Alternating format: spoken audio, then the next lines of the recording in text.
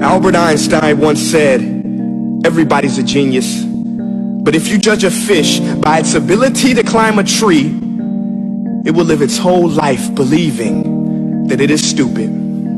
Ladies and gentlemen of the jury, today on trial we have modern day schooling. Glad you could come. Not only does he make fish climb trees, but also makes them climb down and do a 10-mile run. Tell me, school, are you proud of the things you've done?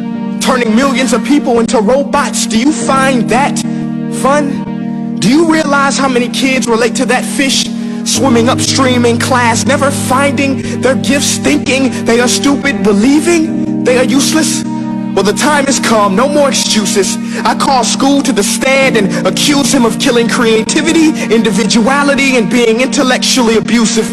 He's an ancient institution that has outlived his usage. So, Your Honor, this concludes my opening statement, and if I may present the evidence of my case, I will prove it. Proceed. Exhibit A. Here's a modern day phone. Recognize it? Here's a phone from 150 years ago. Big difference, right? Stay with me. Here's a car from today, and here's a car from 150 years ago. Big difference, right? Well, get this. Here's a classroom of today, and here's a class we used 150 years ago. Now, ain't that a shame? In literally more than a century, nothing has changed. Yet you claim to prepare students for the future? But with evidence like that, I must ask, do you prepare students for the future or the past?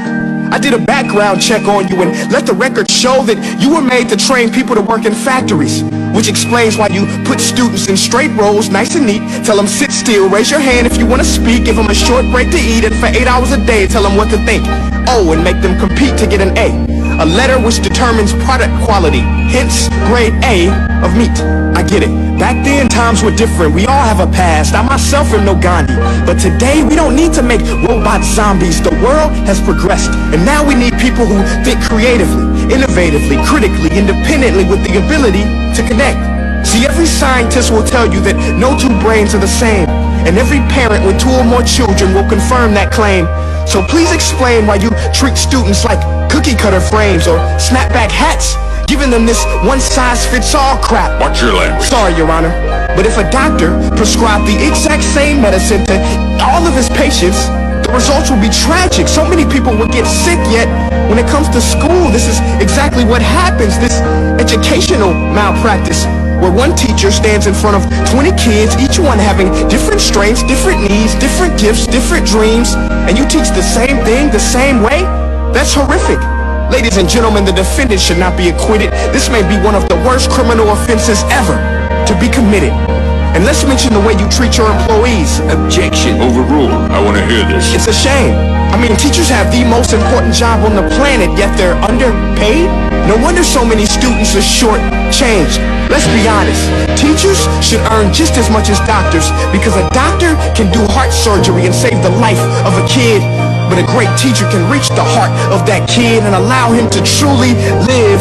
See, teachers are heroes that often get blamed, but they're not the problem. They work in a system without many options or rights. Curriculums are created by policymakers, most of which have never taught a day in their life. Just obsessed with standardized tests. They think bubbling in a multiple choice question will determine success. That's outlandish. In fact, these tests are too cruel to be used and should be abandoned, but don't take my word for it. Take Frederick J. Kelly, the man who invented standardized testing, who said, and I quote, "These tests are too cruel to be used and should be abandoned." Ladies and gentlemen of the jury, if we continue down this road, the results will be lethal. I don't have much faith in school, but I do have faith in people. And if we can customize healthcare, cars, and Facebook pages, then it is our duty to do the same for education, to upgrade and change and do away with school spirit, because that's useless unless we're working to bring the spirit out of each and every student. That should be our task.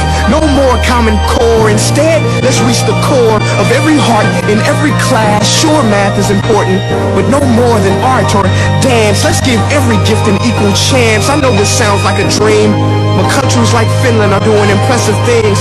They have shorter school days, teachers make a decent wage, homework is non-existent, and they focus on collaboration instead of competition. But here's the kicker, boys and girls. Their educational system outperforms every other country in the world. Other places like Singapore are succeeding rapidly. Schools like Montessori, programs like Khan Academy. There is no single solution, but let's get moving. Because while students may be 20% of our population, they are 100% of our future. So let's attend to their dreams, and there's no telling what we can achieve. This is a world in which I believe, a world where fish are no longer forced to climb trees. I'll rest my case.